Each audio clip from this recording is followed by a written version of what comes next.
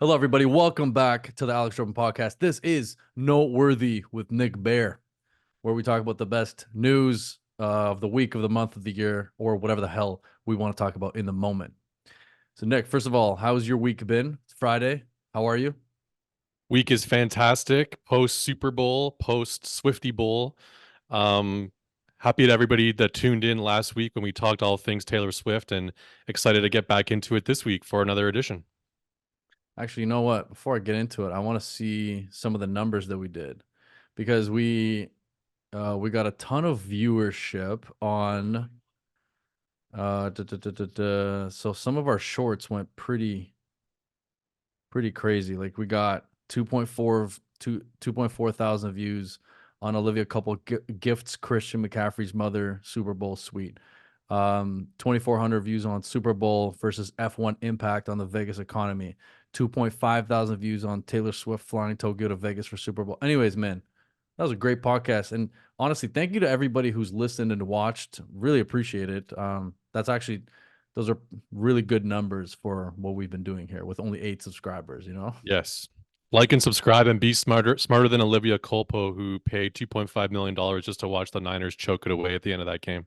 Watch them Anyways, choke it away. All right, let's get into it. I have a really good story for you. I've been kind of working on this for a while, just doing random research, looking into it. I found it interesting from the very beginning. And my first story is about Ozempic. Okay. And it's a compilation of different articles that I've read over the last few weeks, over the last month. And it seems like this thing has become a monster, like it's a trend. It's the hottest drug on the market right now. So, for anybody that doesn't know what Ozempic is, it's basically a GLP-1 agonist, technically. And initially, it was known as a drug to be treated to treat type 2 diabetes. But now I would argue that it's become more of a weight loss drug, and that's what people know it as, a weight loss drug. It's been found to help people with obesity, people who are overweight, and it's helped actually people lose more weight than any other drug on the market, or as per a lot of these studies, any other drug of all time. Um, a few studies find that this drug is can make you lose between 5 and 20% of your body weight, which is insane. 5 to 20% of your body weight. So think about it. If you've been struggling with weight your whole life, if there's just nothing you can do about it, think about taking a drug that allows you to lose 10% of your body weight of fat. So some people are loving it, but I want to talk about the benefits, the positive sides of it, but I also want to talk about the negative side effects that people have seen as well. So first of all, really, really positive side effects between 5 and 20% body weight loss, which is insane, but I'll touch more on that in a second. Reduced waist circumference that comes with that, improved blood sugar levels, improved blood pressure, improved cholesterol levels. Okay. And then there was an article that I just read the headline of, and it said that Ozempic users cut grocery spending by up to 9%, is what a survey found. So you're saving some money, especially if you have insurance for this stuff. And if you get it, if you have type 2 diabetes, you're saving money. Now, Nick, some of the negative effects of Ozempic. Number one, it seems like a drug that you kind of have to stay on, um, forever, maybe. Nobody really knows what happens if you get off of it right away. But people that have gotten off of it right away have experienced, some really negative side effects, a lot of gastrointestinal stuff. And some of the main side effects that people are experiencing is gastrointestinal issues, right? So vomiting, diarrhea, stuff like that. Um, and the main thing that I found really interesting about this is that this drug not only allows you to lose fat, but it also actually makes you lose muscle, makes you lose muscle mass, which is horrendous. Because if I think of people that are losing muscle, I think of people with like debilitating diseases like cancer, liver stuff, like kidney stuff, whatever. So it's said that when you're on Ozempic, you have to get in the gym, you have to work out like significantly more. As per a bunch of these studies, it's 150 minutes of workout time per week, which is recommended, and that's like strenuous workouts per week. So quite a lot of side effects that are negative. And one last thing before I get your opinion on this. Anytime there's a revolutionary sort of drug like this, when it's just dominating the market and it seems like, this is the drug of the 2020s, people are going to start suing. that's happened with anything that's been positive and or negative. Some lawsuits are warranted, some aren't. But the lawsuits that are asserted against Ozempic is that it causes extreme, severe gastrointestinal side effects, including vomiting that persists more than a month in some cases. And a lot of these people that are suing Ozempic have required emergency room visits or hospitalization. And one plaintiff, Jacqueline Bjorklund, in quotes, said that she vomited so much it caused her to lose her teeth. Okay. Um, I don't know. What are your thoughts on this? If you were obese, would you consider taking this? And yeah, what's your general opinion on Ozempic and what have you heard about it? Yeah, I've heard a lot about these types of drugs. I've actually done a lot of work in this area in the past with different jobs. Um, and I think that drugs like this definitely have the potential to help a lot of people. If you're somebody who is living with obesity, and let's be clear, obesity is a legitimate disease. People who live with obesity really struggle. It's a true epidemic in our country and in the US and really globally. And I think that governments have historically never done enough to help fight the epidemic of obesity. Um, there are a lot of different reasons for why people suffer from obesity now more than ever, but a lot of people in that situation have been begging and clamoring for drugs similar to this or some sort of solution because it's not just as simple for a lot of people as getting to the gym. It's not just as simple as changing their diet. It's often a lot of different factors and health factors that go into why somebody suffers from a disease like obesity. And it has never been treated the same way as we treat heart disease or diabetes or something where a doctor diagnoses you and you can get medication for it and you can treat it. Now, something like Ozempic enters the picture and it gives people a bit of a glimmer of hope. Some people, if it's right for them. And I think that's fantastic. I mean, there's no uh, the the downside, of course, is what you're talking about, the side effects. And I really hope that there is a way to minimize that if they can work on the drug and try and reintroduce it in a different way, because I believe that Ozempic is actually like a reworked drug. There was previously a diabetes drug that was kind of altered slightly again and re-released for diabetes again, but then they realized it actually could be applied in this way. And I really hope they can figure that out because man, some of the stories you just told, those sound horrible. I think also the other worry is that, and we've seen a bit of this with Ozempic, that it can become kind of like a designer drug and that Mhm. people with a lot of money have first access to it. And that's always been a problem for people with obesity, living with obesity, that they haven't had proper access to care and drugs like this. And now this is just another example potentially of Ozempic. This is the opposite problem what they used to have. Before they had no access, and now it's like the access is only for the 1% or for people who are kind of just maybe weight conscious and they want to take the drug just to lose a few pounds, as opposed to people who are need critical care and need access to that drug right away. So hopefully that doesn't lead to shortages and things like that. I haven't read about if that may already be happening where Yeah, people that so can that actually. actually is already happening. There are Right. shortages of it in Yeah, some because that cases in means some that people states. are getting access to it who don't actually probably need it, or at least don't need it as much as somebody who's really struggling. I think that people will. There's a lot of potential for misuse here. People who are just trying to use it for aesthetic purposes rather than true health and literally life or death situation type of reasons. Yeah. That's a good point. And it's so funny because in a lot of these studies or a lot of these negative side effects, you're seeing like it's not controlled, right? You're not getting the controlled studies that, like some of these, studies that have been paid for um, show you. So, like, for example, this one study that I looked at, it was a double blind trial where they had 1,961 adults with a body mass index of at least 30 or greater, which is like massive. And basically, they ended up with a body weight and weight reduction of at least 5% from all of them. But again, all of those people are in a controlled study. So you're not taking into account when people don't follow a little bit of a better diet, right? Like if they continue to eat unhealthy, some people just can't get over that mental barrier.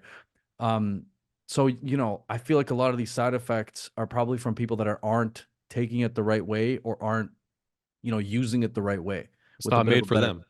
Yeah, it's not made for them. But I'm saying like even people who are obese or extremely overweight that want to use it the right way but end up like veering off course. Do you know what Yeah. I mean? Yeah, for Um, sure. but it's funny because like there's so many people that have had such positive experiences from this. Like Kelly Osbourne, she had an article basically like defending Ozempic, saying that it's like been a miracle for her. Right. Right. Like if you type in Ozempic right now, all of the top stories are literally Kelly Osbourne defends weight loss drug Ozempic. Yeah, I Kelly, saw she started some controversy today about that, and people didn't like her comment about, if you're mad about it, then you probably can't afford it, like that kind of thing, yeah. which, she, okay, it worked for her, great, happy for her, like good for you, Mhm. but also maybe don't imply that like only Poor rich people people can't can use get it. it and Yeah, poor people can't get absolutely. access to it because like I think that there's a lot of correlation there between um people who suffer from certain diseases and socioeconomic status.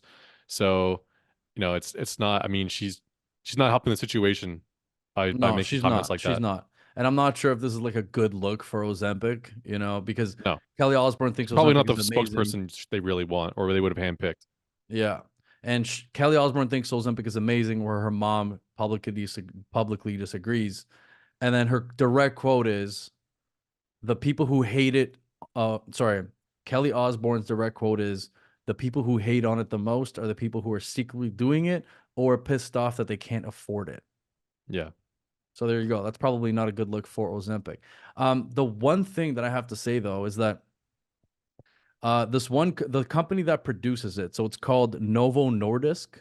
Yes. Um, what's happening with that company is that to battle all of these side effects, they're starting to invest a lot of money and energy into muscle retaining drugs, like the muscle retaining revolution. So I think this like whole weight loss and muscle loss side effect has sparked this next level of drugs. And for me, it's like, this is the level one of whatever we're seeing right now.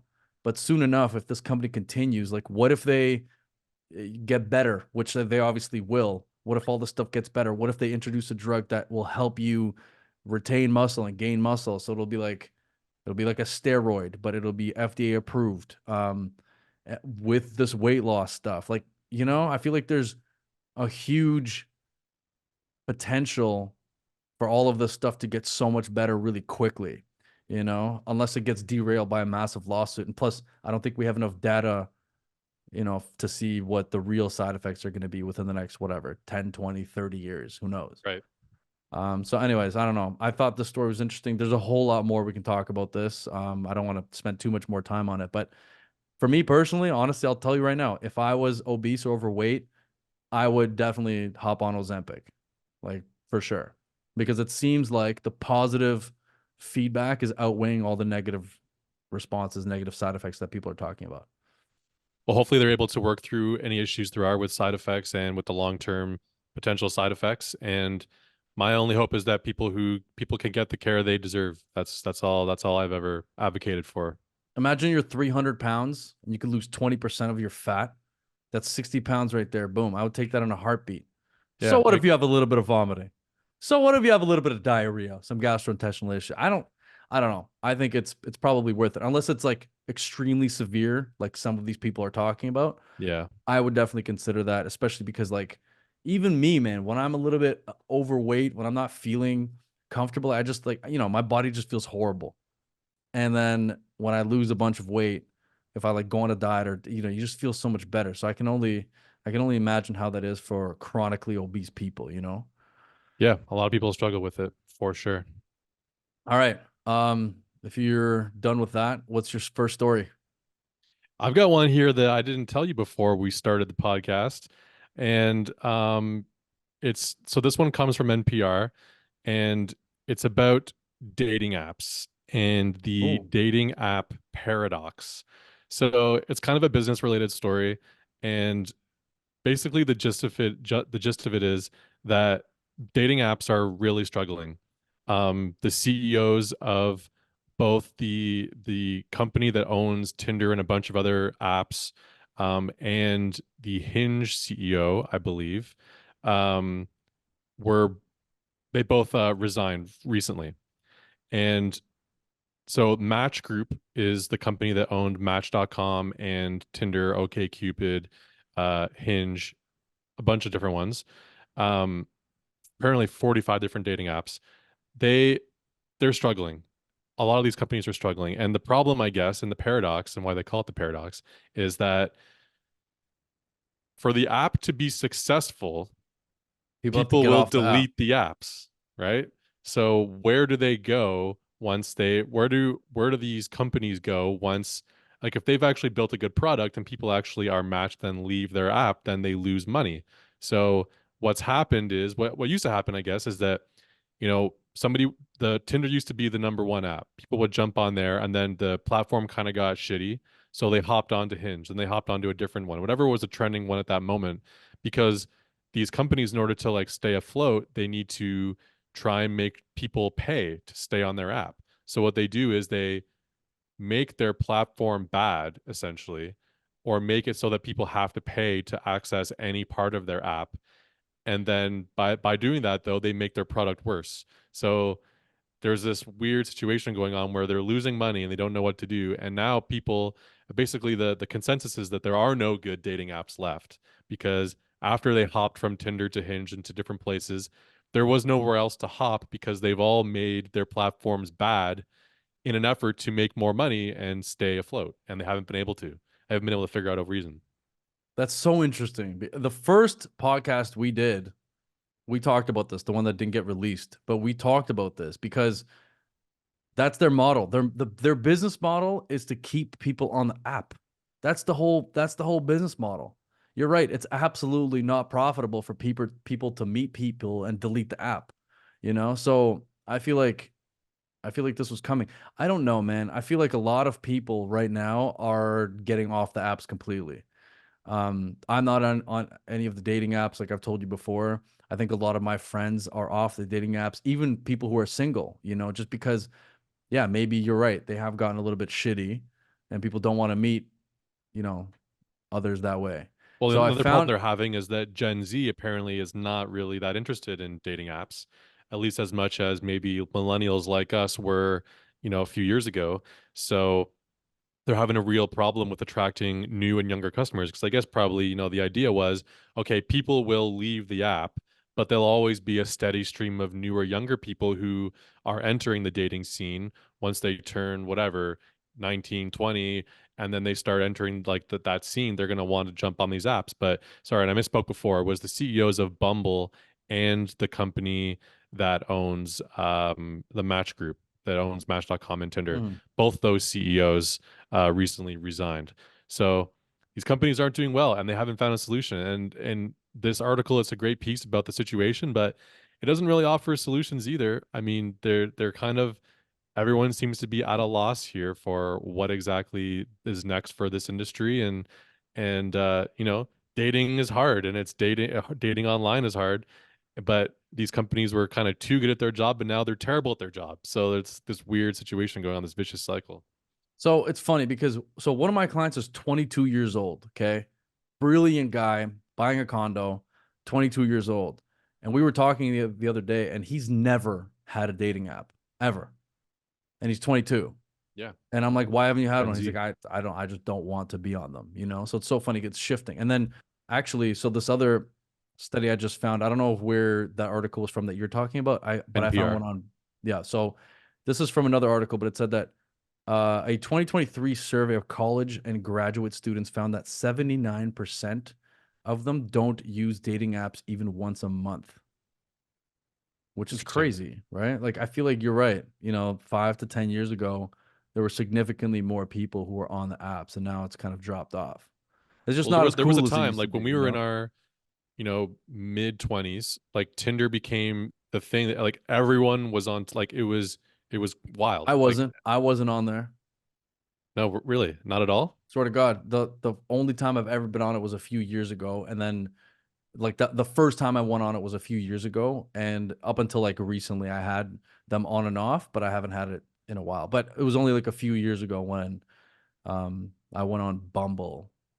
Never on Tinder though. I've never been on Tinder. Interesting.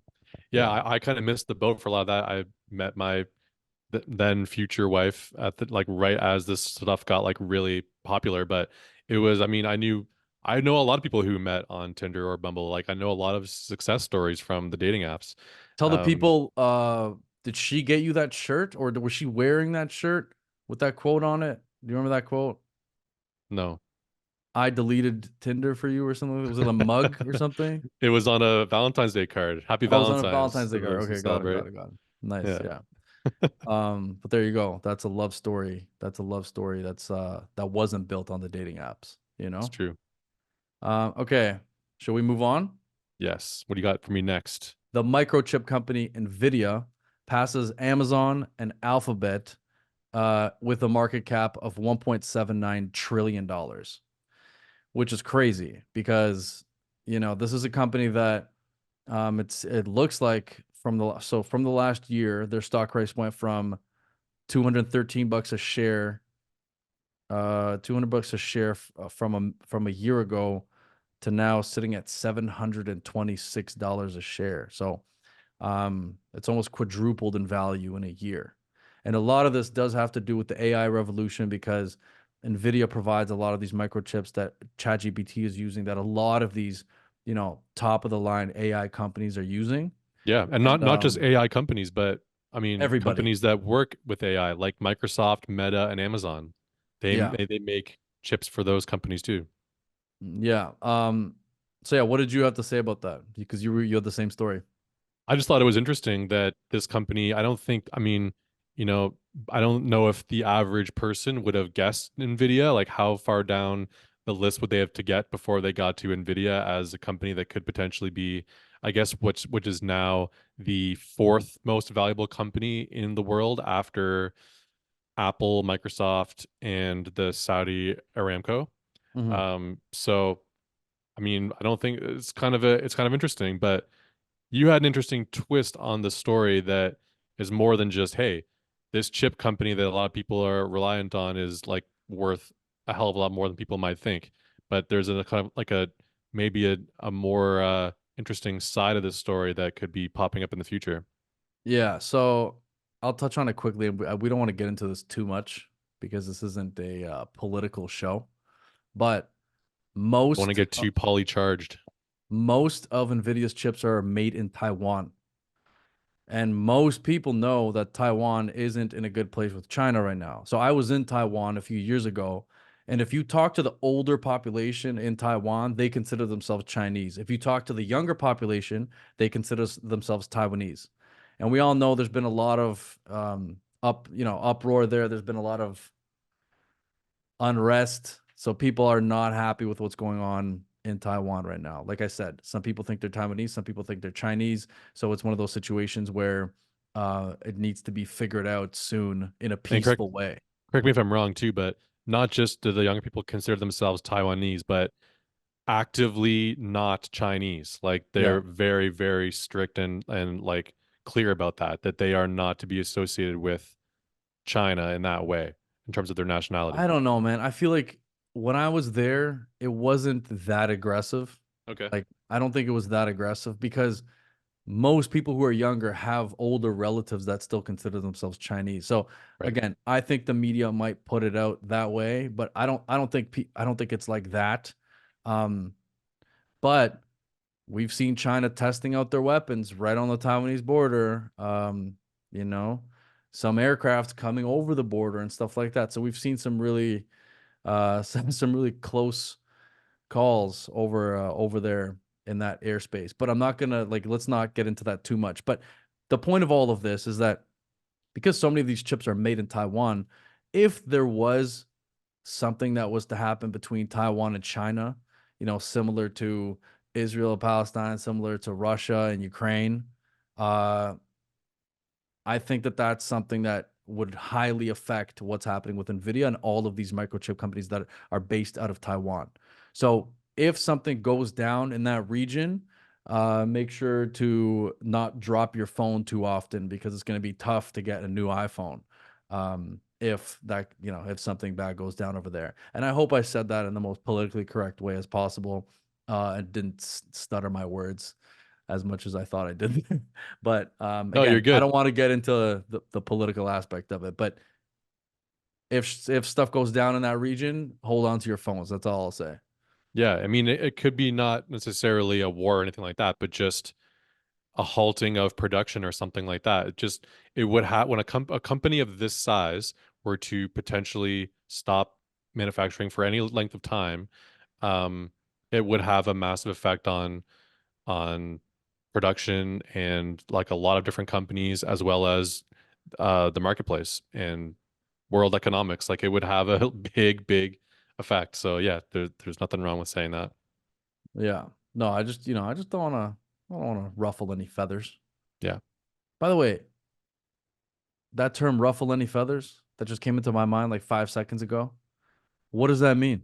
What who is so upset about feathers being ruffled? Anyways, that's a a side bird. note. I know, but like does a bird get really angry when its feathers get ruffled? Is that the concept of it? You ever tried? No, I don't think I've ever come up to a bird and try to ruffle its feathers. Just Just give it a gets quick so ruffle. angry, just starts pecking at you. All right, anyways, what's your next story? Speaking of ruffling feathers, Elon Musk and Tesla. Um, I mean, it's not necessarily his feathers that are ruffled from this story, but the buyers of the controversial Cybertruck. Um, so Cybertrucks, if you don't know, are these horrible monstrosities that look like they're from like a futuristic video game or something. They don't really resemble anything you would see really on the road. Uh, they're they're silver and black and really big and aggressive looking. They have like an angry front. They're made of like a hard stainless steel that apparently is starting to rust on some of these buyers. Now, cars usually spend, a large portion of their lifetime outdoors.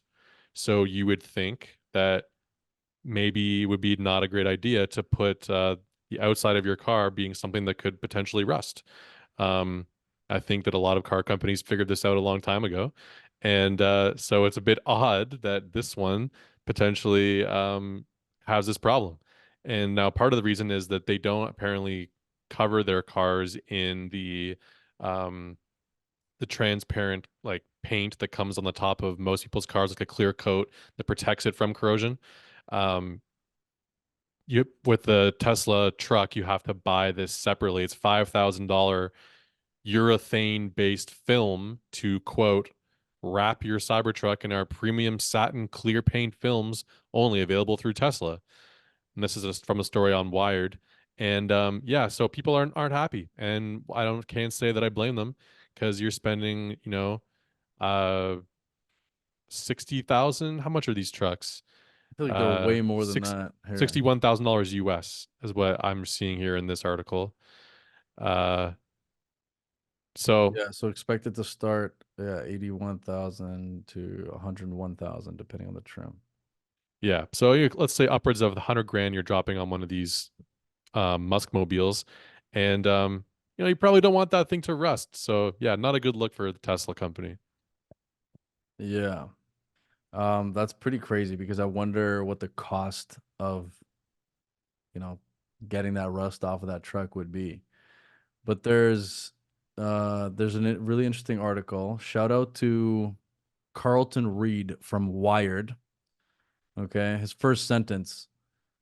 During the Cybertruck's unveiling in 2019, Tesla CEO Elon Musk claimed that the electric vehicle's ultra hard stainless steel body might be literally bulletproof. However, the Tesla truck's exterior panels appear to be defenseless against water pistols. They apparently rust, as some owners claim. I love that. I Yeah, love that's that. the same article that I was looking at, and yeah, That would it's suck, man. God, imagine yeah, getting a Cybertruck and it's all rusted and stuff. That'd be not great. horrible. You're already Yeah. getting made fun of for buying a Cybertruck, and now you got a rust on it too. Brutal. Stop. Nobody's making fun of maybe some people are. I would love a Cybertruck. That would be incredible. I think they Oh, look horrible, do but no, you? yeah. Oh yeah, they're I they're think they awful. look so like aggressive and futuristic, but it does kind of look like a piece of Lego. It does. It really does look like a piece of Lego. Yeah. Yeah, I don't know. Like when they're sitting in a, I'm looking at a photo, that wired photo where they're all sitting in a lineup and it's Yeah. all gray and like the wall is gray. That looks horrible. I feel like if it was in the desert or somewhere super cool in Cali or Miami or something, with a nice background, it would look nicer. It would look more futuristic as opposed to what we're looking at right now. Yeah, I think there's a lot of things they could have done with this to make them look better. I mean, yeah, like something that sort of has this angular design could potentially work. I can see it. It's like a very simplistic look, but I don't know. It's not for me. I'll stick with my RAV4. Uh, me and Strong. millions of other Toyota users will are happy with our reliable Japanese built cars. You know, there's a way bigger story to all of this, which maybe I'll save for another podcast that I've been like looking into a little bit.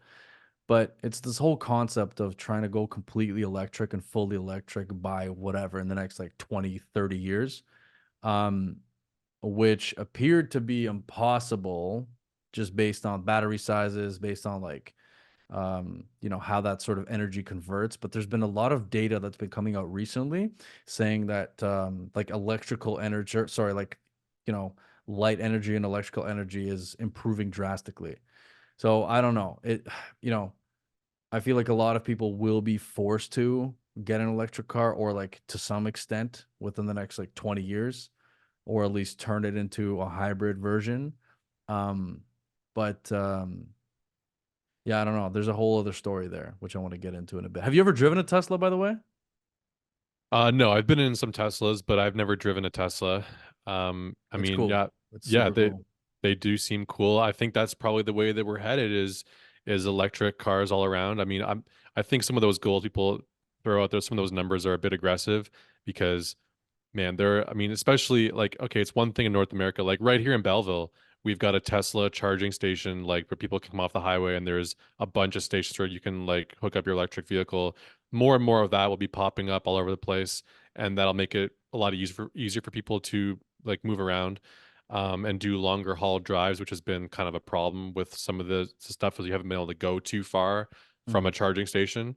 Um, but I think it's inevitable that that's going to be improved and we're going to be able to have a lot more. I mean, hybrids are already super popular and like that's halfway there, I guess. So no, it's going to happen, but I think we're a long ways away from like in Europe, like they're still on diesel in a lot of these countries. Like they're not, I don't think that we're pretty far away from a large part of the world being on electric, but Canada could see it, US could see it. Yeah. By the way, side note, I've been looking for a new car for the last little while. It's been like a year. I'm telling you, finding a new car in Toronto is harder than finding a house, personally. Yeah. Maybe it's because I sell houses 24/7, you know? But it seems like finding a car is harder than buying a house. It's been Like that I way for a while, and the prices are insanely jacked up for that reason. And I'm not even talking about just that. I'm talking about like the types of different cars that are out there, like Mm. what you like, what you don't like. Should you go electric? Should you go hybrid? Should you get something in the mid? Um, there are so many different options. I can't make a decision, and I don't know whether or not to go fully electric at this point. Because, for example, I live in a condo. We don't have charging stations in the condo. So what am I gonna do? Am I gonna, wake up first thing in the morning, drive to Sherway or whatever, charge my car for an hour, and then drive to whatever I'm doing? No, it Seems doesn't very make sense for you. unreasonable. You have to move somewhere where you had access to it, or if you bought a place, you could retrofit your garage or whatever with a unit. Or maybe your condo would even let you do it. My uncle, who lives in a condo in Liberty Village, Yeah. he's been looking into adding to his parking spot a charging station for a Well, they're potential starting to Tesla. do it. They're starting Yeah, to do it in a few places in Toronto. But again, I feel like that's very, very expensive to install. it is. And I just don't think a lot of people are going to go for it right off the bat.